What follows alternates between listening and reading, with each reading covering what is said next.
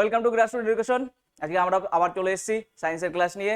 কিছু কোশ্চেন আর অ্যান্সার করব এবং সাথে সাথে যে সমস্ত আপকামিং যে এক্সামগুলো আছে তার জন্য যেগুলো দরকার সেই সব কিছু কোশ্চেন আমরা আলোচনা করব।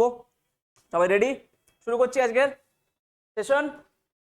সায়েন্সের জেনারেল সায়েন্সের সেশন শুরু হচ্ছে। কোশ্চেন থাকবে, অ্যান্সার থাকবে। Okay, ready? ফার্স্ট কোশ্চেন বলেছে, how many of the following statements about green hydrogen are correct? Green hydrogen সম্পর্কে, সবুজ হাইড্রোজেন সম্পর্কে নিচের কোন বিবৃতিগুলো সঠিক? দুটো স্টেটমেন্ট রয়েছে। ফার্স্ট হচ্ছে, ইট can B use directly as a fuel for internal combustion. এটি সরাসরি অভ্যন্তরীণ জ্বলনের জন্য জ্বালানি হিসাবে ব্যবহার করা যায়। 2 নম্বর স্টেটমেন্ট বলছে, it can be blended with natural gas and use as fuel for heat or power generation.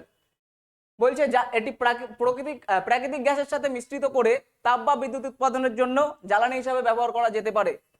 এবার প্রথমেই বলি যে গ্রিন হাইড্রোজেনটা কি। গ্রিন হাইড্রোজেন হচ্ছে সেই জিনিসটা যে যখন আমরা ওয়াটারকে ইলেকট্রোলাইসিস করব, জলকে যখন তড়িৎ বিশ্লেষণ করব কোনো একটা বায়ো সোর্স থেকে, বায়ো সোর্স বলতে যেমন হচ্ছে আমরা একটা স্লাইড দেখে নিই, সেটা হচ্ছে তোমাদের সামনে দেখো একটা স্লাইড চলে এসছে, যে এখানে দেখানো হচ্ছে যে গ্রিন হাইড্রোজেন প্রডিউস হচ্ছে ওয়াটারকে ইলেকট্রোলাইসিস করে। ওয়াটারকে ইলেকট্রোলাইসিস করে আমরা কি কি পাবো? হাইড্রোজেন প্লাস অক্সিজেন, তাই তো? H2O2। এবার এটা কিভাবে পাবো? কোনো এক ইলেকট্রোলাইসিস করার জন্য যে ইলেকট্রিসিটিটা আসবে সেটা কোথা থেকে পাবো? কোনো একটা রিনিউয়েবল এনার্জি সোর্স থেকে। সেটা সোলার এনার্জি হতে পারে, সেটা থার্মাল এনার্জি হতে পারে, থার্মাল এনার্জি না, সেটা উইন্ড এনার্জি হতে পারে, বা এই জাতীয় কোনো রিনিউয়েবল এনার্জি যখন আমরা ইলেকট্রোলাইসিসের ক্ষেত্রে ইউজ করব তখন সেই হাইড্রোজেনটাকে বলবো গ্রিন হাইড্রোজেন। হাইড্রোজেনটা কি হিসাবে ইউজ হবে? H2টা ফুয়েল হিসাবে ইউজ হবে। কোথায়? যে কোনো ধরনের জ্বালানি যেখানে আমাকে পাওয়ার জেনারেট করতে হবে, যেখানে আমাকে এনার্জি জেনারেট করতে হবে, সেই সমস্ত জায়গায় আমরা গ্রিন হাইড্রোজেনকে ফুয়েল হিসাবে ইউজ করব। এবার তাহলে আমরা কোশ্চেনটা আবার দেখি যে অপশনগুলো কি ছিল। এটি সরাসরি অভ্যন্তরীণ জ্বলনের জন্য জ্বালানি হিসাবে ব্যবহার করা যেতে পারে। একদম ঠিক, গ্রিন হাইড্রোজেনকে আমরা জ্বালানি হিসাবে ইউজ করি। এবং 2 নম্বর বলছে এটি প্রাকৃতিক গ্যাসের সঙ্গে মিশ্রিত করে তারপর বিদ্যুৎ উৎপাদন করা হয়, মানে ন্যাচারাল গ্যাসের সাথে যখন মিক্সচার করব আমরা সেটাকে ফুয়েল হিসাবে ইউজ করব। এটাও একদম ঠিক গ্রিন হাইড্রোজেন সম্পর্কে। তাহলে এই যে দুটো স্টেটমেন্ট আমাদের রয়েছে, দুটো স্টেটমেন্টই all of the above statements আর কারেক্ট। ক্লিয়ার? এবার সাথে সাথে আমি এটাও বলে দিই যে এই যে ফুয়েল হিসাবে আমরা গ্রিন হাইড্রোজেন ইউজ করছি, শুধুমাত্র গ্রিন হাইড্রোজেন নয়, এই হাইড্রোজেন ফুয়েল হিসাবে ইউজ করার জন্য আরো কতগুলো হাইড্রোজেনের কোয়ালিটি আমরা দেখতে পাবো। যেমন হচ্ছে তার মধ্যে একটা হচ্ছে ব্লু হাইড্রোজেন। ব্লু হাইড্রোজেনটা কি? গ্রিন হাইড্রোজেন আর ব্লু হাইড্রোজেনের মধ্যে ডিফারেন্সটা কি? গ্রিন হাইড্রোজেনে যেখানে ইলেকট্রোলাইসিসের জন্য যে আমরা এনার্জিটা ইউজ করছি, যে এনার্জিটা রিনিউয়েবল এনার্জি সোর্স থেকে আমরা ইউজ করছি, রিনিউয়েবল এনার্জি সোর্স থেকে যখন আমরা ইউজ করব তখন গ্রিন হাইড্রোজেন। আবার যখন আমরা ন্যাচারাল গ্যাসকে বা মিথেনকে, CH4 কে যদি আমরা কম্বাশন করি, স্টিমিং করি এবং হাইড্রোজেন প্রডিউস করি, তাহলে CH4 কে যদি আমরা অক্সিজেনের সাথে বার্ন করাই তাহলে আমরা কি পাবো? অক্সিজেনের সাথে বার্ন করালে আমরা যেটা পাবো সেটা হচ্ছে একটা হচ্ছে CO2 প্লাস হচ্ছে H2 হাইড্রোজেন গ্যাস। তো এই ক্ষেত্রে আমরা যখনই আমরা কার্বন ডাই অক্সাইডের এমিশন দেখতে পাবো, যখন মিথেনকে স্টিমিং করে বা মিথেনকে বার্ন করার পরে যখন আমরা কার্বন ডাই অক্সাইডের এমিশন দেখতে পাবো এবং সাথে সাথে H2 বা হাইড্রোজেন গ্যাস পাবো ফুয়েল হিসাবে, তখন সেই যে হাইড্রোজেন গ্যাসটা আমরা পাচ্ছি সেটাকে বলবো ব্লু হাইড্রোজেন। ক্লিয়ার? তাহলে গ্রিন হাইড্রোজেন হচ্ছে যখন ওয়াটারকে ইলেকট্রোলাইজ করব তখন হচ্ছে গ্রিন হাইড্রোজেন। আবার যখন CH4 কে যখন আমরা কম্বাশন করব তখন আমরা পাবো হচ্ছে ব্লু হাইড্রোজেন। এবার এই যে দুটো কোয়ালিটি রয়েছে, এই দুটো কোয়ালিটি ছাড়াও মোটামুটি আরো 3টে কোয়ালিটির হাইড্রোজেন আমরা দেখতে পাই, 3টে ভ্যারাইটির। কি কি? ফার্স্ট আমরা দেখতে পাবো হচ্ছে গ্রে হাইড্রোজেন। কি পাবো? Grey hydrogen. গ্রে হাইড্রোজেনটা কি? গ্রে হাইড্রোজেনটা হচ্ছে এই যে ন্যাচারাল গ্যাসকে আমরা যখন কম্বাশন করছি, CO2 এমিশনটা যখন পাচ্ছি, এটা নর্মালি হয় হচ্ছে 5 থেকে 10%, 5% থেকে 10%। বাট যখনই এই পরিমাণটা অনেক বেশি হয়ে যাবে, CO2 এমিশনটা যখন 5 থেকে 10%-এর জায়গায় 30 থেকে 40% CO2 এমিশন হবে, 30 to 40% CO2 এমিশন হবে কোথায়? মিথেনকে বার্ন করলে পরে, মিথেনকে কম্বাশন করলে পরে বা স্টিমিং করলে পরে, যখন কার্বন ডাই অক্সাইডের এমিশন মোর দ্যান 5% থেকে 10% অথবা 30 থেকে 40%-এর বেশি যখন পাবো, তখন সেই হাইড্রোজেনটাকে বলবো হচ্ছে গ্রে হাইড্রোজেন। ক্লিয়ার? এছাড়াও পিঙ্ক হাইড্রোজেন পাবো এবং ইয়েলো হাইড্রোজেন পাবো। ফুয়েল হিসাবে কি কি পাবো? পিঙ্ক হাইড্রোজেন, কি কি পাবো? পিঙ্ক হাইড্রোজেন, পিঙ্ক হাইড্রোজেন, আর পাবো ইয়েলো হাইড্রোজেন। পিঙ্ক হাইড্রোজেন আর ইয়েলো হাইড্রোজেন কি? যখন এই যে ইলেকট্রোলাইসিসের ক্ষেত্রে আমরা এখানে গ্রিন হাইড্রোজেনের ক্ষেত্রে রিনিউয়েবল এনার্জি হিসাবে ইউজ করছিলাম, ইলেকট্রোলাইসিসের যে ইলেকট্রিসিটিটা সেটা ইউজ করছিলাম রিনিউয়েবল এনার্জি বা রিনিউয়েবল ইলেকট্রিসিটি। সেই জায়গায় যদি আমরা ইলেকট্রিসিটিটা কোনো একটা নিউক্লিয়ার পাওয়ার প্ল্যান্ট থেকে পাই, নিউক্লিয়ার প্ল্যান্ট থেকে যদি ইলেকট্রিসিটিটা পাই, তখন সেই হাইড্রোজেনটাকে বলবো পিঙ্ক হাইড্রোজেন। ক্লিয়ার? আচ্ছা, ক্লিয়ার? Pink hydrogen. আর একটা বাকি থাকলো ইয়েলো হাইড্রোজেন। এটা হচ্ছে আমার কোশ্চেন, ইয়েলো হাইড্রোজেনটা কি হবে সেটা তোমরা কমেন্ট বক্সে আমাকে জানাবে। ইয়েলো হাইড্রোজেন আমরা কোনটাকে বলবো সেটা কমেন্ট বক্সে জানাবে। ক্লিয়ার? নেক্সট কোশ্চেনে চলে যাই। 2 number question, which of the following radiation carries the maximum energy? নিচের কোন বিকিরণ সর্বোচ্চ শক্তি বহন করে? কোন রেডিয়েশন সর্বোচ্চ শক্তি বহন করে বা কোন রেডিয়েশনের এনার্জি সব থেকে বেশি?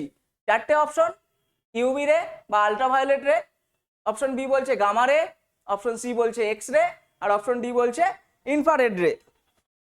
4টে অপশন, আল্ট্রাভায়োলেট রে, গামা রে, এক্স রে আর ইনফ্রারেড রে। তো 4টের মধ্যে কোন রশ্মির বা কোন কোন রেডিয়েশনটা সব থেকে শক্তিশালী, তাই তো?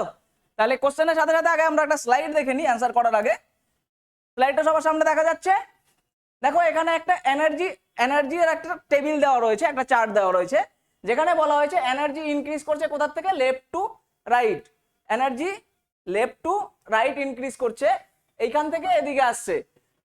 কাদের কাদের এনার্জির কথা বলছে? এখানে দেখো রেডিও ওয়েভের কথা বলা হয়েছে, মাইক্রোওয়েভস এর কথা বলা হয়েছে, ইনফ্রারেড ওয়েভের কথা বলা হয়েছে, আল্ট্রাভায়োলেটের কথা বলা হয়েছে, এক্স রে এর কথা বলা হয়েছে আর গামা রে এর কথা বলা হয়েছে, এবং মাঝখানে রয়েছে ভিজিবল লাইট, যেটা হোয়াইট লাইট আমরা দেখি।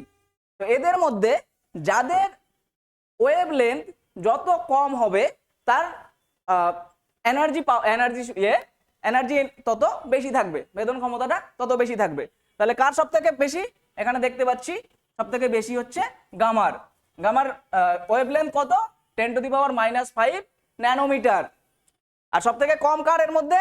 সব থেকে কম হচ্ছে রেডিও ওয়েভের, তার থেকে বেশি হচ্ছে মাইক্রোওয়েভের, তার থেকে বেশি ইনফ্রারেডের, তার থেকে বেশি visible light, UV light, X ray and সব থেকে বেশি গামা রে। ক্লিয়ার? তাহলে রাইট অ্যান্সারটা কি হবে? রাইট অ্যান্সার হচ্ছে গামা রে। ক্লিয়ার? তাহলে 2 নম্বর কোশ্চেনের অ্যান্সার হচ্ছে গামা রে। নেক্সট কোশ্চেনে যাই। দেখো কোশ্চেনটা ভালো করে পড়ে নেবে। Age of the fossils may be found out by determining the ratio of 2 isotopes of carbon. The isotopes are কার্বনের 2টি আইসোটোপের অনুপাতের ভিত্তিতে কোনো একটা জীবাশ্মের বয়স নির্ণয় করা হয় বা বয়স বের করা যেতে পারে। সেই রেশিওটা কাদের কাদের হয়? 4টে অপশন রয়েছে। অপশন এ বলছে C12 and C13, option B বলছে C13 and C14, option C বলছে C12 and C14 and option D বলছে C12 and কার্বন ব্ল্যাক। তো নর্মালি তোমরা জানো যে কোনো একটা ফসিলের এজ ডিটারমাইন করার জন্য যে প্রসেসটা ইউজ করা হয় সেই প্রসেসটাকে বলে হচ্ছে radio carbon dating. Radio carbon dating, তাই তো? Radio carbon dating. তাহলে রেডিও কার্বন ডেটিং এ কি ইউজ করা হয়? সবাই জানে রেডিও কার্বন ডেটিং এ ইউজ হয় C14। রেডিও কার্বন ডেটিং এ ইউজ হয় C14, কিন্তু এখানে কোশ্চেনটা বলেছে C14 এর সঙ্গে কোন আইসোটোপটার রেশিওর ভিত্তিতে বয়সটা বের করা হয় বা এজ ডিটারমিনেশন করা হয় জীবাশ্মের, তাই তো? তাহলে রেডিও কার্বন ডেটিং এর সময় C14 এর সঙ্গে কার রেশিও করা হয়? C14 এর সঙ্গে রেশিও করা হয় C12 এর, বা নর্মাল যে কার্বন সেটার ইয়ে হচ্ছে C12, সেটার সঙ্গে রেশিও করা হয় C14 এর। ক্লিয়ার? এবার কি করে এজটা ডিটারমিন করে আমরা একবার স্লাইড দেখে নেব। সবাই দেখতে পাচ্ছ স্লাইডটা? নর্মালি C14 যে আছে, C14 একটা রেডিও অ্যাক্টিভ এলিমেন্ট, আমরা জানি C14 একটা রেডিও অ্যাক্টিভ আইসোটোপ। C14 যখন কোনো একটা লিভিং অর্গানিজম C14 যখন কনজিউম করে, তখন তার মধ্যে 100% সে যতটা কনজিউম করেছে সেটাকে আমরা যদি ধরি যে 100% সে C14 কনজিউম করেছে, তাহলে দেখব যে C14 এর হাফ ইয়ার লাইফ কতটা হয়? C14 এর হাফ ইয়ার লাইফ কতটা হয়? 5730 বছর। 5730 বছর। তার মানে কোনো একটা জায়গায় যদি কিছু পরিমাণ C14 জমা হয়ে থাকে, তাহলে সেটার ডিকে হতে কত সময় লাগবে? 50% ডিকে হতে সময় লাগবে 5730 বছর। 5730 বছরে 50% ডিকে হবে। আবার সেটাই আবার যখন ওই 50% এর আবার 50% ডিকে কত দিনে হবে? আবার 5730 বছর, মানে টোটাল 11,460 বছরে টোটাল ডিকে হচ্ছে প্রথমের 50% প্লাস হচ্ছে পরের 50%। মানে পরের 50% বলতে আমরা বলতে চাইছি যে 50%টা বেঁচে ছিল এখানে, সেই 50%-এর যদি আবার 50% হয় তাহলে সেটা গিয়ে দাঁড়াবে 25%-এ।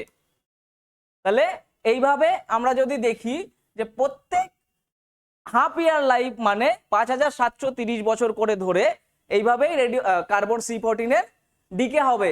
এবং এই রেশিওটা কত হবে? রেশিওটা হচ্ছে রেশিওটা হচ্ছে C14:C12 এর রেশিওটা হচ্ছে 1:1.2 অথবা 1.21 × 10⁻⁻12।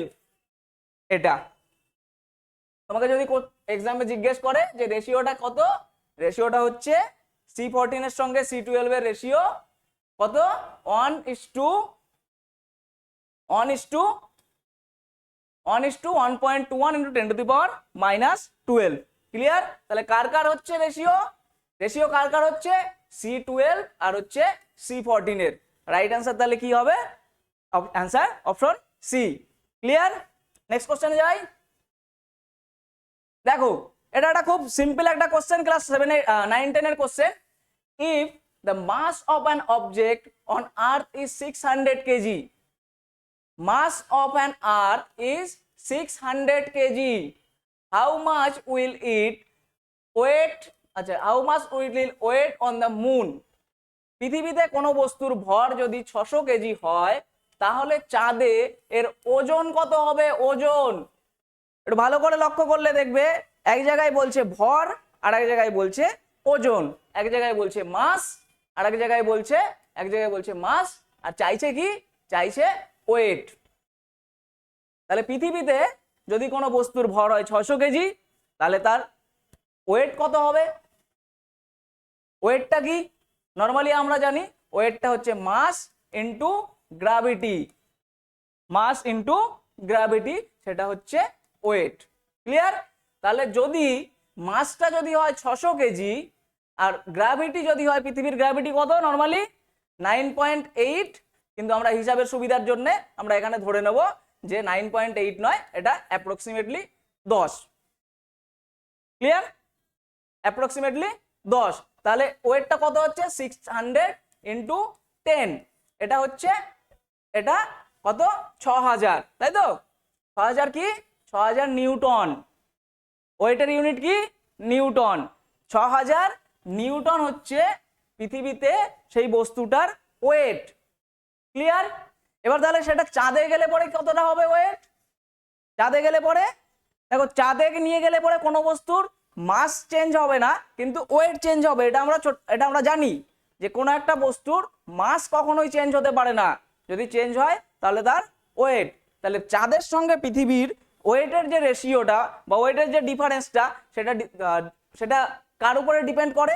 সেটা ডিপেন্ড করে গ্র্যাভিটির উপরে। পৃথিবীর গ্র্যাভিটি, আর্থের গ্র্যাভিটি ভার্সেস যদি আমি মুনের গ্র্যাভিটির কথা বলি তাহলে দেখতে পাবো মুন গ্র্যাভিটি যদি হয় তাহলে পৃথিবীর গ্র্যাভিটি যদি 1 হয় তাহলে মুনের গ্র্যাভিটি 1/6। চাঁদের গ্র্যাভিটি পৃথিবীর 1/6 অংশ, তাই তো, বা 6/1 তাই তো, উল্টো ভাইস ভার্সা ব্যাপারটা, যে যদি পৃথিবীতে 1 কেজি যদি 10 কেজি হয় তাহলে চাঁদে ওয়েট হবে 6 কেজি।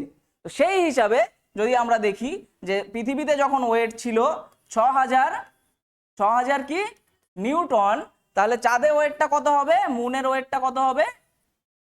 মুনের ওয়েটটা হবে 6000 ইন্টু 1/6, তাহলে কত আসছে? 1000, তাই তো, 1000 নিউটন। তাহলে রাইট অ্যান্সার হচ্ছে 1000 নিউটন। ক্লিয়ার? রাইট অ্যান্সার কি হবে তাহলে? 1000 নিউটন। ক্লিয়ার? দেখো পরীক্ষাতে এরকমই সিম্পল কিছু নিউমেরিক্যাল আসবে, তুমি প্রথমে কোশ্চেনটা থেকে তুমি হয়তো ঘাবড়ে যেতে পারো, কিন্তু যদি ঠিকঠাক একটুখানি ভেবে চিন্তে অ্যান্সার করার চেষ্টা করো তাহলে দেখবে অ্যান্সার করাটা খুব কঠিন কিছু নয়। এটা সিম্পলি একটা থিওরির উপর বেস করে দাঁড়িয়ে আছে। কি মাস অ্যান্ড ওয়েটের যে থিওরি, সেটা কি কি ওয়েটটা হচ্ছে মাস ইনটু গ্র্যাভিটি। এটা যদি তুমি জানো তাহলে চাঁদে কেন, সেটা বৃহস্পতিতে হোক, জুপিটারে হোক, কিংবা তোমার হচ্ছে শনি মঙ্গল যেখানেই হোক, সব জায়গায় তুমি ওয়েটটা বের করতে পারবে। আর মাসটা কি করে বের করবে? মাসটা বের করতে তোমাকে হবে না, কারণ মাসটা হচ্ছে কনস্ট্যান্ট, মাসটা কখনোই চেঞ্জ হবে না। তাহলে যদি এখানে তোমাকে কোশ্চেনটা একটু ঘুরিয়ে দেয় যে পৃথিবীতে যদি মাস যদি 600 কেজি হয় তাহলে চাঁদে গিয়ে মাসটা কত হবে, তাহলে তোমাকে অ্যান্সার কি করতে হবে? চাঁদের মাস 600ই থাকবে, সেটার কোনো চেঞ্জ হবে না। ক্লিয়ার? নেক্সট কোশ্চেন দেখি। দেখো 5 নম্বর কোশ্চেন, খুব সহজ একটা question. Which of the following is the electron configuration of A metallic element? নিচের কোনটি ধাতব উপাদানের একটি ইলেকট্রন কনফিগারেশন? কি কি আছে অপশন? অপশন এ আছে 28, অপশন বি আছে 287, অপশন সি আছে 288 আর অপশন ডি আছে 2882।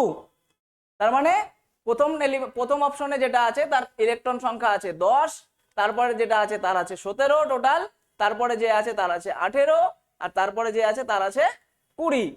10, 17, 18 আর 20। এবার তাহলে আমরা একটু পিরিয়ডিক টেবিলটা একবার দেখে নিই কি আছে। প্রথম অপশনে কি ছিল? প্রথম অপশনে বলেছিল যার হচ্ছে 10, দ্বিতীয় অপশনে বলেছিল যার হচ্ছে 17, আর থার্ড অপশনে বলেছিল যার 18, তাই তো, আর ফোর্থ অপশনে বলেছিল যার হচ্ছে 20। এবার চারটে আমি করে দিয়েছি, চারটে তোমরা দেখতে পাচ্ছ, 1 2 3 আর এখানে একটা 4। এর মধ্যে মেটাল কোনটা? মেটাল কোনটা তোমরা বলো? মেটাল কোনটা? মেটাল হচ্ছে সেটা যেটা পিরিয়ডিক টেবিলের লেফট সাইডে থাকে। তাহলে লেফট সাইড কোনটা? এটা লেফট সাইড। এই দিকটাতে যারা আছে গ্রুপ 1, গ্রুপ 2, গ্রুপ 3, গ্রুপ 4, এগুলো হচ্ছে সব মেটাল। আর এদিক থেকে যখনই লেফট থেকে আমরা রাইটে যাব তখন মেটালিক বিহেভিয়ার বা মেটালিক ক্যারেক্টারিস্টিক্স চেঞ্জ হতে থাকবে, নন মেটালিক ক্যারেক্টারিস্টিক্স ইনক্রিজ করতে থাকবে, তাই তো। তাহলে অপশন আমরা কোনটা পাচ্ছি? যে 20 যার অ্যাটমিক ইলেকট্রন কনফিগারেশন যার 20 বা অ্যাটমিক নাম্বার যার 20 সেটা হচ্ছে ক্যালসিয়াম। সেই ক্যালসিয়ামটা হচ্ছে একটা মেটাল, তাই তো। তাহলে রাইট অ্যান্সার হচ্ছে অপশন ডি, যেটা হচ্ছে ক্যালসিয়াম। ক্লিয়ার? নেক্সট কোশ্চেনে যাই। আচ্ছা, এটাও একটা খুব ভালো question. When an acid cell is charged from the outside, what change inside it? যখন একটি অ্যাসিড কোষ বাইরে থেকে চার্জ করা হয় তখন এর ভিতরে কি পরিবর্তন হয়? অ্যাসিড কোষ বলতে আমরা কি বুঝি? অ্যাসিড কোষ হচ্ছে অ্যাসিড ব্যাটারি। অ্যাসিড সেল হচ্ছে অ্যাসিড ব্যাটারি। কোথায় ইউজ হয়? যে সমস্ত হাউস হোল্ড ব্যাটারিগুলো হয় কিংবা টোটো যে সমস্ত যে ব্যাটারিগুলো যেখান থেকে ইলেকট্রিসিটি সাপ্লাই করা হয়, যেটা চার্জেবল, সেই সব ব্যাটারিগুলো হয় অ্যাসিড ব্যাটারি, যাতে চার্জ কমে গেলে পরে মাঝে মধ্যে অ্যাসিড দিয়ে চেঞ্জ করাতে হয়, তাই তো? তাহলে অ্যাসিড সেলে যদি বাইরে থেকে চার্জ করি তাহলে তার মধ্যে কি চেঞ্জ হয়? অপশন এ বলছে voltage of the cell increase, মানে ব্যাটারিটা বা সেলটার ভোল্টেজ ইনক্রিজ করে। অপশন বি বলছে resistance of the cell increase, মানে রোধ বৃদ্ধি পায়। অপশন সি বলছে electrolytes of the cell dilutes, যে ভিতরে যে ইলেকট্রোলাইটসটা থাকে সেটা ডাইলুট হয়ে যায়, ডাইলুট মানে হচ্ছে তরল হয়ে যায়, তাই তো? আর হচ্ছে অপশন ডি বলছে নান অফ দ্য অ্যাবোভ। তো নর্মালি আমরা যখন কোনো ব্যাটারিকে চার্জ করি, সেটা অ্যাসিড ব্যাটারি হোক বা আমাদের পেন্সিল ব্যাটারি হোক বা যে কোনো ব্যাটারি, আমরা যখন বাইরে থেকে তাকে চার্জ করি তখন তার মধ্যে কি চেঞ্জেস হয়? তার মধ্যে চেঞ্জেস হয় তার ভোল্টেজটা ইনক্রিজ করে, তার ভোল্টেজ ইনক্রিজ করে। ক্লিয়ার? তার রেজিস্ট্যান্স কিন্তু ইনক্রিজ করে না, রেজিস্ট্যান্স ইনক্রিজ করে না, রেজিস্ট্যান্স সেমই থাকে। ইলেকট্রোলাইটস ডাইলুট হয় না, ইলেকট্রোলাইটস গুলো কনসেন্ট্রেট হয়। নান অফ দ্য অ্যাবভ তো হবেই না, তাহলে রাইট অ্যান্সার হচ্ছে ভোল্টেজ ইনক্রিজ করে। ক্লিয়ার? তাহলে নেক্সট কোশ্চেন দেখি। দেখো এটা খুব সহজ কোশ্চেন, এটা সবাই পড়েছে, ছোটবেলা থেকে পড়েছে, ক্লাস 7-8 থেকে, যে if an object in placed at the concave mirror focus, if an object is placed at the concave mirror focus, কোথায় বলেছে? যদি অবতল দর্পণের ফোকাসে কোনো বস্তু স্থাপন করা হয়, কোথায়? ফোকাসে, then the characters of the image will be what? তাহলে যে ছবিটা তৈরি হবে বা প্রতিবিম্বটা আমরা দেখতে পাবো সেটার ক্যারেক্টারিস্টিক্স কি হবে? যদি কোনো অবতল দর্পণের ফোকাসের উপর কোনো অবজেক্টকে আমরা রাখি তাহলে পরে যে ইমেজটা পাবো সেই ইমেজটা কেমন হবে, তাই তো? তাহলে আমরা একবার একটা স্লাইড দেখে নিই কি বলছে, যে কি কি কন্ডিশন হতে পারে। দেখো ফার্স্ট যেটা কন্ডিশন সেটা বলছে, যদি কোনো, এটা হচ্ছে একটা অবতল দর্পণ কনকেভ মিরর, এটা হচ্ছে ফোকাস পয়েন্ট এফ, এটা হচ্ছে সি মানে 2f বা curvature, centre of the curvature, তাই তো? 2f এটা। এবার বলছে যদি অবজেক্টটাকে আমি প্লেস করি কোথায়? ফোকাস আর হচ্ছে পোল, এটা হচ্ছে পোল, ফোকাস আর পোলের মাঝখানে, এখানে যদি রাখি তাহলে ইমেজটা কোথায় পাবো? ইমেজটা পাবো বিয়ন্ড দ্য মিরর, অবতল দর্পণের উল্টো পাশে। কি ইমেজ তৈরি হবে? এটা হচ্ছে ভার্চুয়াল ইমেজ তৈরি হবে। ইমেজটা সোজা হবে না, উল্টো দিকে উল্টানো হবে, এটা হবে ইরেট ইমেজ। ইরেট ইমেজ, ছবিটা যে প্রতিবিম্বটা পাবো সেটা এনলার্জ হবে না ডিমিনিশড হবে? ছোট হবে না বড় হবে? বড় হবে, এনলার্জ হবে। তেমনি আবার যদি আমি অবজেক্টটাকে ফোকাসের উপরে প্লেস করি, দেখো এটা হচ্ছে ফোকাস, অবজেক্ট হচ্ছে এবি হচ্ছে অবজেক্ট, এটাকে যদি ফোকাসের উপরে আমি প্লেস করি তাহলে কোথায় আমি পাবো? একটা যদি আমি সেন্টার প্যারালাল দিই তাহলে আসবে ফোকাসের উপর দিয়ে ব্যাক করবে, আর একটা যদি কার্ভেচারের উপর দিয়ে নিই তাহলে কার্ভেচারের সোজাসুজি চলে যাবে, ব্যাক করবে। তাহলে এরা গিয়ে কোথায় মিশবে? এরা গিয়ে কোথায় মিশবে? এরা গিয়ে মিশবে কোথায়? এই যে লাইনটা আর এই যে লাইনটা, এরা গিয়ে কোথাও একটা মিশবে। কোথায়? অনেক দূরে কোথাও একটা জায়গায় গিয়ে এরা মিশবে, এবং যে ইমেজটা ফর্ম হবে সেই ইমেজটা হবে অনেকটা বড়। ঠিক তেমনি আরো 4টে কন্ডিশন দেওয়া রয়েছে। যদি অবজেক্ট ইনফিনিটিতে থাকে, যদি অবজেক্ট ইনফিনিটি আর সেন্টার অফ কার্ভেচারের মাঝখানে থাকে, অথবা যদি অবজেক্ট সেন্টার অফ কার্ভেচারের উপরে থাকে, তাহলে কোথায় কোথায় ইমেজ তৈরি হবে? একটা ইমেজ তৈরি হবে এখানে, একটা ইমেজ তৈরি হচ্ছে এখানে, আর একটা ইমেজ তৈরি হবে ফোকাসের উপরে। কিন্তু আমাদের বলেছে যে অবজেক্ট ফোকাসের উপরে থাকলে কি ধরনের ইমেজ দেখতে পাবো? তাহলে কি ইমেজ দেখতে পাবো? অবজেক্টটা কোথায় হচ্ছে? অবজেক্টটা হচ্ছে এনলার্জ, তাই তো? অবজেক্টটা হচ্ছে উল্টো ভাবে তৈরি হচ্ছে, আর অবজেক্টটা কোথায় তৈরি হচ্ছে? অনেকটা দূরে, তাই তো? তাহলে আমাদের অপশন কি কি ছিল একবার দেখে নি। অপশন বলছে real image, inverted image, same size at the focus, এটা তো হচ্ছে না কারণ ফোকাসের উপরে ইমেজ তৈরি হচ্ছে না। অপশন বি বলছে real, upright, same size at the focus, এটাও হচ্ছে না, কারণ ফোকাসের উপরে তো ইমেজ তৈরি হচ্ছে না। অপশন সি বলছে virtual image, inverted image, highly enlarge at infinity, কিন্তু সেটাও তো নয়, ইনফিনিটিতেও তো তৈরি হচ্ছে না, তৈরি হচ্ছে কোথায়, বিয়ন্ড দ্য সি কোনো একটা জায়গায় এনলার্জ ইমেজ তৈরি হচ্ছে, তাই তো? তাহলে ইমেজটা তৈরি হচ্ছে রিয়েল ইমেজ, কারণ ইমেজটা লেন্স আমাদের ইসের মিররের এই সাইডটাতেই তৈরি হচ্ছে, সেম সাইডে তৈরি হচ্ছে, তাহলে ইমেজ তৈরি হবে রিয়েল। আবার ইমেজটা তৈরি হচ্ছে কি, তো দেখেছিলাম উল্টো ইমেজ তৈরি হচ্ছে, তাহলে ইনভার্টেড।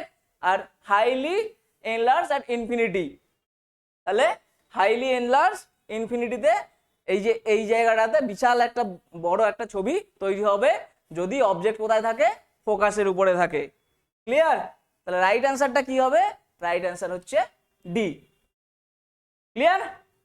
তাহলে ইমেজ অবজেক্ট যদি ফোকাসের উপরে থাকে, তাহলে পরে অবজেক্ট ফোকাসের উপরে থাকলে কোথায় তৈরি হবে, ইমেজ তৈরি হবে ইনফিনিটিতে। ইমেজের ক্যারেক্টার কি হবে? রিয়েল ইমেজ হবে, ইনভার্টেড হবে আর হাইলি এনলার্জ হবে। ক্লিয়ার? নেক্সট কোশ্চেনে যাই। দেখো 8 number question, what is the effect of keeping the refrigerator door open in a closed room? একটা বন্ধ ঘরে যদি ফ্রিজের দরজা খুলে রাখা হয় তাহলে তার কি প্রভাব পড়বে? যদি একটা বন্ধ ঘরে যদি ফ্রিজের দরজা বা রেফ্রিজারেটরের দরজা বা গেটটা যদি খুলে রাখা হয় তাহলে রুমের উপরে তার ইফেক্টটা কি হবে? চারটে অপশন বলছে। অপশন এ বলছে রুম উইল বি কুলড, রুমটা ঠান্ডা হয়ে যাবে। অপশন বি বলছে রুম উইল বি হিটেড, ঘরটা গরম হয়ে যাবে। অপশন সি বলছে room may be get cold or heat depending on upon the weather. রুমটা হিটও হতে পারে, কুলও হতে পারে, গরমও হতে পারে, ঠান্ডাও হতে পারে, ডিপেন্ড করবে কার উপরে? ওয়েদারের উপরে। আর অপশন ডি বলছে it has no effect on the room, রুমের মধ্যে এর কোনো ইফেক্টই পড়বে না। তাহলে কি হবে? যদি আমরা একটা রুমের ভেতরে একটা ফ্রিজের দরজা গেট খুলে রাখি তাহলে আলটিমেট রুমটা কি হবে? রুমটা হবে হিট, আলটিমেট রুমটা হবে হিট। কেন? যদি ফ্রিজটা অন থাকে, অবশ্যই কন্ডিশন অবশ্যই যদি ফ্রিজ বা রেফ্রিজারেটরটা অন করা থাকে। কেন হিট হবে? কারণ রেফ্রিজারেটরের যে প্রিন্সিপাল সেটা হচ্ছে বাইরের থেকে বাইরে হিট ট্রান্সফার করে দিয়ে ভেতরটা কুল করা, বাইরে হিট ট্রান্সফার করে দিয়ে। এটা যদি একটা রেফ্রিজারেটর হয় তাহলে এর ভিতরে যে টেম্পারেচার রয়েছে সেই টেম্পারেচারটাকে বা হিটটাকে বাইরে ট্রান্সফার করে দিয়ে ভেতরটাকে কুল করাই কাজ হচ্ছে রেফ্রিজারেটরের। কিন্তু যদি আমি এর দরজাটা খুলে রাখি আর একটা বন্ধ রুমের মধ্যে রাখি তাহলে পরে আলটিমেট ব্যাপারটা কি হবে? যে এ কুলটা করবে কোথায়? এর গেটটা তো খোলা, গোটা ঘরটাই তো এর আওতার মধ্যে চলে আসবে, এ তো আর কুল করে হিটটাকে কোথাও বাইরে বানাতে পারবে না। কিন্তু এর যে যান্ত্রিক কার্যকলাপ সেটা তো আর থেমে থাকছে না। আমি যদি ফ্রিজের সুইচ অন করে রাখি তাহলে পরে ফ্রিজটা যখন চলছে এর যে ইলেকট্রনিক্স গুলো বা এর যে প্রিন্সিপালটা সেটা তো ওয়ার্ক করে যাচ্ছে কন্টিনিউ। আর সেই ওয়ার্কের জন্য টোটাল রুমের হিটটা কি হবে? হিটটা করবে ইনক্রিজ। তাহলে হিটটা রেফ্রিজারেটরের জন্য দরজা খোলা বা বন্ধ করার জন্য কোনো কিছু চেঞ্জেস হচ্ছে না। চেঞ্জেস হচ্ছে কিসের জন্য? যে এর যে পার্টস রয়েছে বা এর যে ওয়ার্কিং প্রিন্সিপাল রয়েছে সেই হিসাবে কাজ করার জন্য এনার্জি ইনক্রিজ করবে। তাহলে টোটাল রুমটা কি করবে? হয়ে যাবে গরম আস্তে আস্তে। ক্লিয়ার? নেক্সট কোশ্চেনে যাই। আচ্ছা, বলছে date of manufacture of food item fried in oil should be checked before buying. তেলে ভাজা খাবার, যেটা তেলে ভাজা সেই সমস্ত খাবারের তৈরির তারিখ বা ম্যানুফ্যাকচারিং ডেট কেনার আগে দেখে নেওয়া উচিত, তাই তো? নর্মালি আমরা জানি because of oil become rancid due to what? যে তেলটা থাকে সেই তেলটা বিষাদ হয়ে যায় বা নষ্ট হয়ে খারাপ হয়ে যায় কিসের জন্যে? নর্মালি আমাদের তো যে কোনো ম্যানুফ্যাকচারিং ফুড যেগুলো প্যাকেজিং ফুড রয়েছে সেগুলোর ম্যানুফ্যাকচারিং ডেট তো অবশ্যই চেক করে নেওয়া উচিত এবং সাথে সাথে এক্সপায়ারি ডেটটাও দেখে নেওয়া উচিত। কিন্তু বিশেষ করে এই যে ফ্রাইড আইটেম বা তেলে যে সমস্ত খাবারগুলো সেই সমস্ত খাবারগুলোর ক্ষেত্রে আরো বেশি করে দেখে নেওয়া উচিত। কেন? কারণটা এই যে তেলটা সেটা বিষাদ হয়ে যায়, কিন্তু সেটা কিসের জন্য হয়, সেই রিজনটা কি? চারটে অপশন আছে, অক্সিডেশন, রিডাকশন, হাইড্রোজেনেশন আর হচ্ছে ডিক্রিজ ভিসকোসিটি। অক্সিডেশন, যা রিডাকশন, হাইড্রোজেনেশন আর ডিক্রিজ ভিসকোসিটি।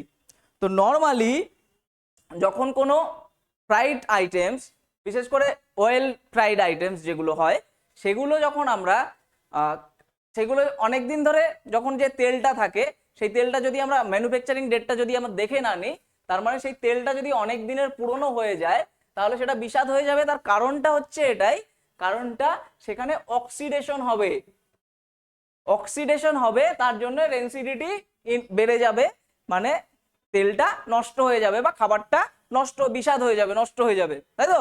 তাহলে মেইন রিজনটা কি? অক্সিডেশন। এবার অক্সিডেশনটা কি আর রিডাকশনটা কি? অক্সিডেশন আর রিডাকশন, এটা আমরা টার্মসগুলো আমরা শুনেছি ছোটবেলায়, একবার একটু চার্ট দেখে নিই যে অক্সিডেশন কোনটাকে বলছি আর রিডাকশন কোনটাকে বলছি। অক্সিডেশন হচ্ছে, দেখো অক্সিডেশন বলছে গেইন অফ অক্সিজেন। যখন কোনো রিয়াকশনে অক্সিজেনের গেইন হয়, যখন কোনো রিয়াকশনে অক্সিজেনের গেইন হয় বা অক্সিজেন গ্রহণ করে, তখন সেটা হয় অক্সিডেশন। আবার যদি অক্সিজেন লস করে বা অক্সিজেন ছেড়ে দেয় তাহলে সেটা হয় রিডাকশন। ক্লিয়ার? এটা একটা ব্যাপার। আবার যদি কখনো ইলেকট্রন লস হয় বা ইলেকট্রন লুজ করে কোনো এলিমেন্ট বা কোনো মলিকিউল, কোনো কম্পাউন্ড, সেই সব ক্ষেত্রে আমরা দেখব হচ্ছে সেটা হচ্ছে অক্সিডেশন। এই যে ম্যাগনেসিয়াম যেমন ইলেকট্রন লুজ করে ম্যাগনেসিয়ামের পজিটিভ 2 আয়ন তৈরি করেছে, তখন সেটা হচ্ছে অক্সিডেশন। আবার যদি ইলেকট্রন কোনো কেউ গেইন করে, তার ক্ষেত্রে কি হয়, যেমন Cu+2 ইলেকট্রন গেইন করে তৈরি হয়েছে Cu, সেক্ষেত্রে হচ্ছে রিডাকশন। ক্লিয়ার? আবার হচ্ছে যখন হাইড্রোজেন লস করবে তখনও হবে অক্সিডেশন, এই যে যেটা হাইড্রোজেন লুজ করছে অক্সিডেশন হচ্ছে। আবার যদি হাইড্রোজেন গেইন করে তাহলে হবে রিডাকশন। ক্লিয়ার? নর্মালি এই তিনটে কন্ডিশন যদি তুমি ঠিকঠাক মনে রাখতে পারো, তাহলে পরে অক্সিডেশন আর রিডাকশন নিয়ে কোনো সমস্যা সাধারণত থাকা উচিত নয়। এছাড়াও আরো দুটো কন্ডিশন আছে, আমি তাও বলে দিই একবার। সেটা হচ্ছে যদি কখনো অক্সিডেশন নাম্বার ইনক্রিজ করে তাহলে হবে হচ্ছে অক্সিডেশন, আর যদি অক্সিডেশন নাম্বার ডিক্রিজ করে তাহলে হবে রিডাকশন। আবার যদি কখনো সিএইচ বন্ড, কোনো একটা অর্গানিক কম্পাউন্ড থেকে একটা সিএইচ বন্ড যদি রিমুভ হয়ে যায় তাহলে হবে অক্সিডেশন। আবার যদি একটা সিএইচ বন্ড অ্যাড হয় তাহলে সেটা হবে রিডাকশন। ক্লিয়ার? সেটা অর্গানিক কেমিস্ট্রিতে তোমরা দেখবে, অন্যান্য ক্লাসে আমরা কোনো একদিন করিয়ে দেবো। আচ্ছা, তাহলে এটা এই কোশ্চেনটার অ্যান্সার কি হবে তাহলে? কেন চেক করে নেওয়া উচিত? কারণটা হচ্ছে যে তেলটা সেটা অক্সিডাইজড হয়ে যাবে এবং তেলটা বিষাদ হয়ে যাবে, যার জন্য ফ্রাইড আইটেমস গুলো খারাপ হয়ে যাবে, তাই তো? তাহলে রাইট অ্যান্সার হচ্ছে অক্সিডেশন। ক্লিয়ার? নেক্সট কোশ্চেন দেখি কি আছে। আচ্ছা, when uranium is bombarded by a neutron it's split into what? যখন ইউরেনিয়ামকে নিউট্রন দ্বারা আঘাত করা হয় তখন এটি ড্যাশে ভেঙে যায় বা ড্যাশে বিভক্ত হয়। চারটে অপশন আছে, কি কি আছে? Barium and lanthanum, option B আছে barium and krypton, option C আছে lanthanum and bromine, option D আছে বোরন এন্ড ক্রিপ্টন।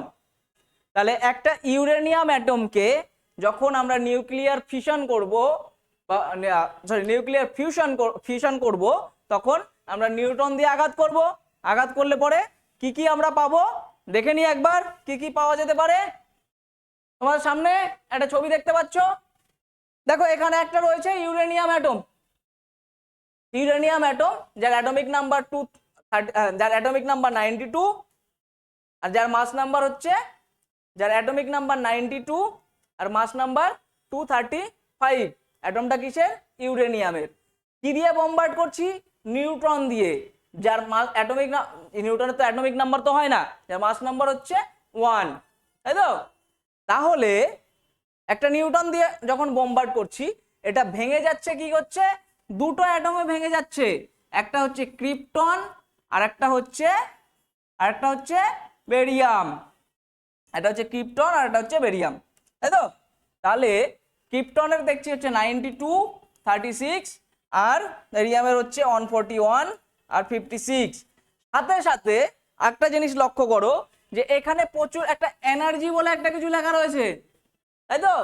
এবং সাথে সাথে দেখছি আরো 3টে ফ্রি নিউট্রন বেরিয়ে গেছে, আরো 3টে ফ্রি নিউট্রন বেরিয়ে গেছে, সাথে সাথে পাচ্ছি কি প্রচুর পরিমাণে এনার্জি এবং সাথে 3টে ফ্রি নিউট্রন। তো মানে মোদ্দা ব্যাপারটা দাঁড়াচ্ছে এটাই যে যখন আমরা ইউরেনিয়াম অ্যাটমকে নিউট্রন দিয়ে বোমবার্ড করছি তখন দুটো অ্যাটম পেয়ে যাচ্ছি ভাঙার পরে, একটা ক্রিপ্টন একটা বেরিয়াম, এবং সাথে সাথে পাচ্ছি হচ্ছে প্রচুর পরিমাণে এনার্জি এবং তার সাথে সাথে পাচ্ছি 3টে ফ্রি নিউট্রন, সাথে সাথে পাচ্ছি 3টে ফ্রি নিউট্রন। এই ফ্রি নিউট্রন গুলো কি করবে? এরা গিয়ে আবার পাশের কোনো একটা ইউরেনিয়াম অ্যাটমকে বোমবার্ড করবে, পাশের আবার কোনো একটা ইউরেনিয়াম অ্যাটমকে বোমবার্ড করবে, এবং বোমবার্ড করার পরে সেম জিনিসটাই আবার রিপিট হবে, এক্ষেত্রেও সেম জিনিসটা রিপিট হবে, আবার 3টে করে ফ্রি নিউট্রন বেরোবে প্রত্যেকটা থেকে। তো এই রিয়াকশনটা কন্টিনিউ চলতেই থাকবে কতক্ষণ পর্যন্ত? যতক্ষণ না আলটিমেট ইউরেনিয়ামের লাস্ট অ্যাটমটা ডিস্ট্রয় হয়ে যাচ্ছে। আলটিমেট ইউরেনিয়ামের লাস্ট অ্যাটমটা যতক্ষণ না ডিস্ট্রয় হবে ততক্ষণ পর্যন্ত এই রিয়াকশন কন্টিনিউ চলতেই থাকবে। আর এই কন্টিনিউ চলতে থাকার ব্যাপারটাকেই বলছি হচ্ছে চেইন রিয়াকশন, যার জন্যে যখন কোনো নিউক্লিয়ার ফিশন বা নিউক্লিয়ার ফিউশন হয় তখন সেই সব ক্ষেত্রে যে রিয়াকশনটা আমরা নর্মালি দেখি সেটা চেইন রিয়াকশন আকারে চলতেই থাকে। সেটা কি করে? চেইন রিয়াকশন আকারে চলতে থাকে কতক্ষণ পর্যন্ত? যতক্ষণ না আলটিমেট শেষ ইউরেনিয়াম অ্যাটমটা ডিস্ট্রয় না হয়ে যাচ্ছে। ক্লিয়ার? ওকে, নেক্সট কোশ্চেনে যাই। তাহলে রাইট অ্যান্সারটা কি হবে? রাইট অ্যান্সারটা কি হবে? রাইট অ্যান্সারটা হচ্ছে বেরিয়াম অ্যান্ড ক্রিপ্টন। আমরা ইউরেনিয়াম অ্যাটমকে বোমবার্ড করলে কি কি পাবো? বেরিয়াম অ্যান্ড ক্রিপ্টন, তাই তো? ওকে, নেক্সট কোশ্চেন দেখি। আচ্ছা দেখো, which of the statement about jet engines and rocket is correct? Jet engine এবং রকেট সম্পর্কে কোন উক্তিটি সঠিক?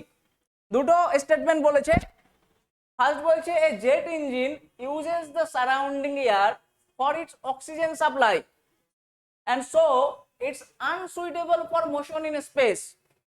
একটি জেট ইঞ্জিন তার অক্সিজেনের সরবরাহের জন্য পার্শ্ববর্তী বায়ু ব্যবহার করে, তাই এটি মহাকাশে চলার জন্য অনুপযুক্ত।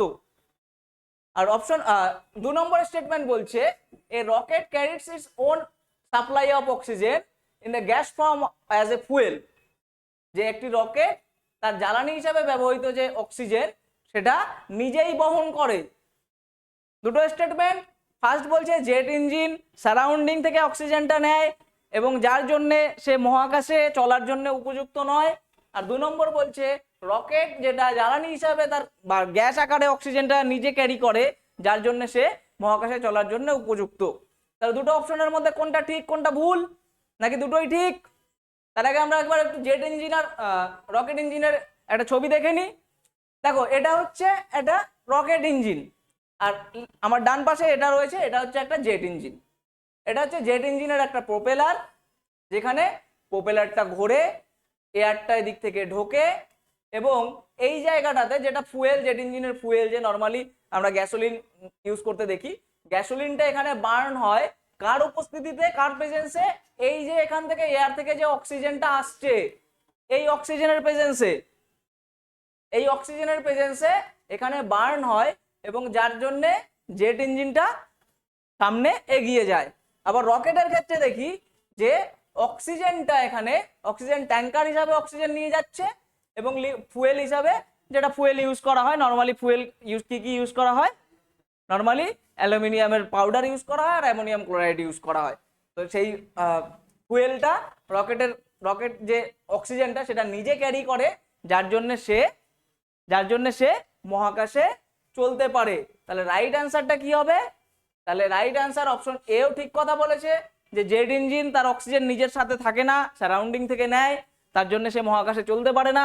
আবার অপশন 2 নম্বর স্টেটমেন্টে বলছে রকেট তার জ্বালানি হিসাবে অক্সিজেন নিজে নিয়ে যায়, যার জন্য সে মহাকাশে চলতে পারে। তাহলে রাইট অ্যান্সার হচ্ছে অপশন 1 and 2 দুটোই সঠিক। স্টেটমেন্ট 1 and 2 দুটোই সঠিক, তাই তো? তাহলে দুটো স্টেটমেন্টের মধ্যে দুটোই আমরা পাচ্ছি, দুটোই ঠিক। ক্লিয়ার? নেক্সট কোশ্চেনে যাই। আচ্ছা, what is a mixture of potassium nitrate, powder charcoal and sulphur? Potassium nitrate, powder charcoal and sulphur. Potassium nitrate, কাঠকয়লা আর সালফারের মিশ্রণকে কি বলে? পটাশিয়াম নাইট্রেট, কাঠকয়লার গুঁড়ো আর সালফারের মিক্সচারকে কি বলে? চারটে অপশন আছে। অপশন এ বলছে গ্লাস, অপশন বি বলছে সিমেন্ট, অপশন সি বলছে পেইন্ট আর অপশন ডি বলছে গান পাউডার। এটা খুবই কমন একটা কোশ্চেন, সবাই পারবে এটার অ্যান্সার, সবাই জানে। সেটা হচ্ছে পটাশিয়াম নাইট্রেট, সালফার আর কাঠকয়লার গুঁড়ো যখন একসাথে মিক্সচার করা হয় তখন সেটাকে আমরা বলি গান পাউডার। সেটাকে আমরা কি বলি? সেটাকে বলি গান পাউডার। তাহলে রাইট অ্যান্সার অপশন ডি, গান পাউডার। ক্লিয়ার? নেক্সট কোশ্চেন দেখি। আচ্ছা, which of the following formulas can be used to determine the purity of metal?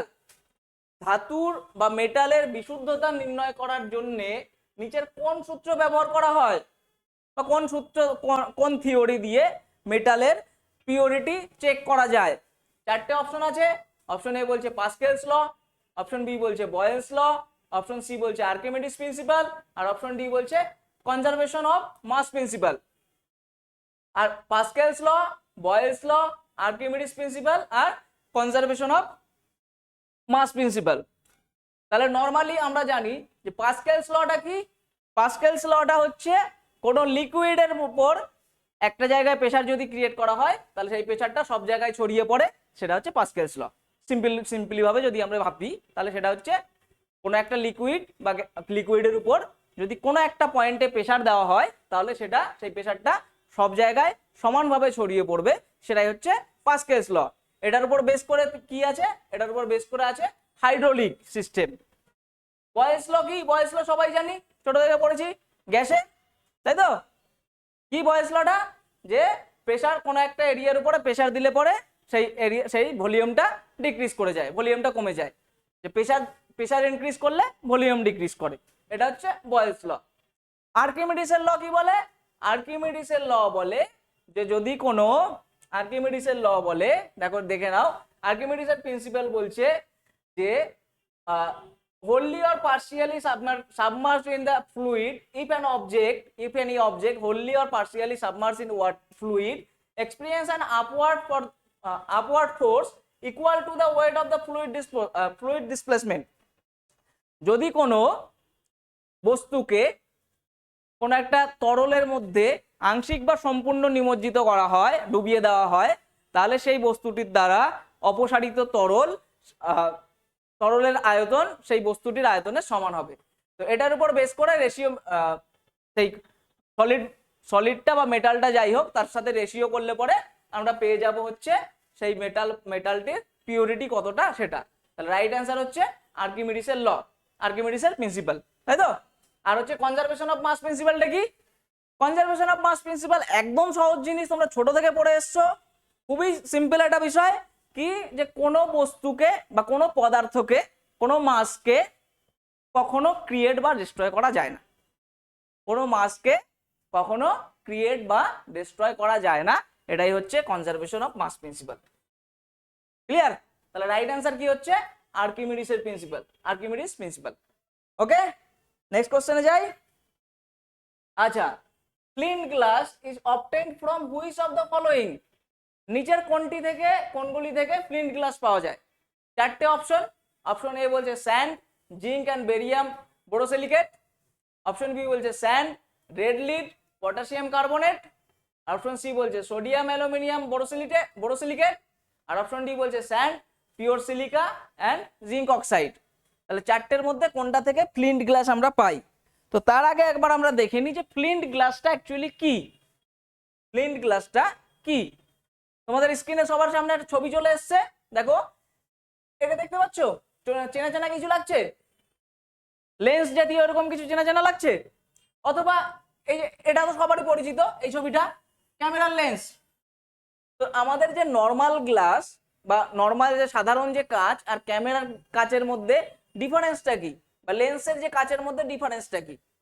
Difference কিছুই না, খুব বেশি ডিফারেন্স কিছুই না, এটার ডেন্সিটি অনেক বেশি, এটার এনলার্জিং পাওয়ার অনেকটা বেশি থাকে, অথবা এই যে এই ধরনের ইউটেন্সিলস গুলো বা ক্রোকারিস গুলো যেটা যাই বলো, যে যেগুলো অনেকটা মোটা কাচের হয় দেখতে, নর্মাল কাচের মতো নয়। বিশেষ করে মনে রাখবে যে যারা ছোটবেলায় সেই হরলিক্সের কাচের বোতল বয়ামগুলো দেখেছো, হরলিক্সের আগে কাচের বয়াম পাওয়া যেত, তো সেই বয়ামগুলো যারা দেখেছো তার তলার দিকটা দেখবে যে ভীষণ মোটা, গ্লাসটা একটু অন্যরকম দেখতে কাচগুলো, এবং ভাঙতেও না সহজে। সেই যে বয়ামগুলো হতো সেইগুলো হচ্ছে ফ্লিন্ট গ্লাস, কিংবা নর্মালি ক্যামেরার যে লেন্স সেগুলো হচ্ছে ফ্লিন্ট গ্লাস, বা আমরা যে চশমাগুলো যে পরি সেই চশমার যে কাচ সেটা হচ্ছে ফ্লিন্ট গ্লাস। তাহলে ফ্লিন্ট গ্লাস কি দিয়ে বানানো হয়? ফ্লিন্ট গ্লাস বানানো হয় হচ্ছে sand, red lead and potassium carbonate. Sand, red lead আর হচ্ছে পটাশিয়াম কার্বনেট দিয়ে পাওয়া যায় হচ্ছে ফ্লিন্ট গ্লাস। তাহলে রাইট অ্যান্সার কি হবে? রাইট অ্যান্সার হচ্ছে B. Clear? Okay, next question দেখি। এ বাবা, এটা তো সব থেকে পৃথিবীর সব থেকে যদি সোজা কোশ্চেন যদি কিছু হয় তাহলে এটা, যে which one of the following is the lowest possible temperature? নিচের কোনটি সম্ভাব্য সর্বনিম্ন তাপমাত্রা, যা বা যেটা কোন টেম্পারেচারটা সব থেকে কম টেম্পারেচার যেটা পসিবলি হওয়া সম্ভব? কি কি আছে? চারটে অপশন। অপশন এ বলছে 0°C, অপশন বি বলছে -73°C, অপশন সি বলছে -173°C, আর অপশন ডি বলছে -273°C। তাহলে এর মধ্যে কোনটা হবে? কোনটা হবে রাইট অ্যান্সার?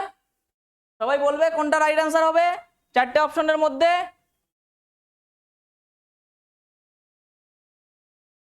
0°C নাকি -73°C নাকি -173°C নাকি -273°C? তার আগে আমরা একটা চার্ট দেখে নিই। দেখো এখানে তিনটে থার্মোমিটারের ছবি দেওয়া আছে, একটা হচ্ছে কেলভিন স্কেল, আর একটা হচ্ছে সেলসিয়াস স্কেল, আর একটা হচ্ছে ফারেনহাইট স্কেল। তো কেলভিন স্কেলে ওয়াটার বয়েল হয় কত? 373 কেলভিনে। 373 কেলভিনে কি হয়? ওয়াটার বয়েল হয়। সেন্টিগ্রেড স্কেলে কি হয়? 100°C ওয়াটার বয়েল হয়। আবার ফারেনহাইট স্কেলে 202°F কি হয়? ওয়াটার বয়েল হয়। ওয়াটার ফ্রিজ হয়, ফ্রিজিং টেম্পারেচার কত? 273 কেলভিন বা 273.15 কেলভিন। এটা হচ্ছে ওয়াটারের ফ্রিজিং পয়েন্ট। আবার সেন্টিগ্রেডে দেখলে কত পাবো? 0°C। ফারেনহাইটে দেখলে কত পাবো? 32°F। কিন্তু এদের মধ্যে পসিবল টেম্পারেচার বা পসিবল লোয়েস্ট টেম্পারেচার কোনটা? তো আমাদের মনে করতে হবে সেই চার্লসের থিওরি, গ্যাসের ক্ষেত্রে আমরা পড়েছিলাম যে কোনো একটা বস্তু, কোনো একটা গ্যাসকে সব থেকে যদি কম টেম্পারেচারে নিয়ে যাওয়া হয় যেখানে তার ভলিউম হয়ে যাবে 0, সেটা হচ্ছে সেই টেম্পারেচারটা কত? ছোটবেলায় মনে করার চেষ্টা করো, সেটা হচ্ছে 0 কেলভিন বা -273°C বা -459.67°F। এই পয়েন্টটা কিন্তু মনে রাখার চেষ্টা করবে যে 0 কেলভিন -273°C অথবা -459.67°F।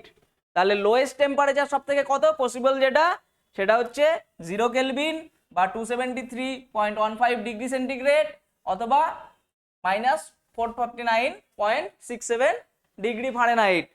ক্লিয়ার? তাহলে এর থেকে নিচে যাওয়া পসিবল না। তাহলে পরে কোনো একটা গ্যাস, কোনো একটা ইসে ভলিউম যদি 0 হয়ে যায় তাহলে পরে সেটা আর কোনো কাজের থাকে না, কারণ ভলিউম কখনো 0 হতে পারে না। ভলিউম 0 হতে গেলে মাসও 0 হয়ে যেতে হয়। আচ্ছা, কিন্তু এখানে যেটা কনফিউজিং করবে তোমাকে সেটা হচ্ছে এই 0 কেলভিন আর 0°C মধ্যে তোমাদের গোলাবে, সেটা একটু ভালো করে মাথায় রাখতে হবে যে 0 কেলভিন মানে হচ্ছে -273°C।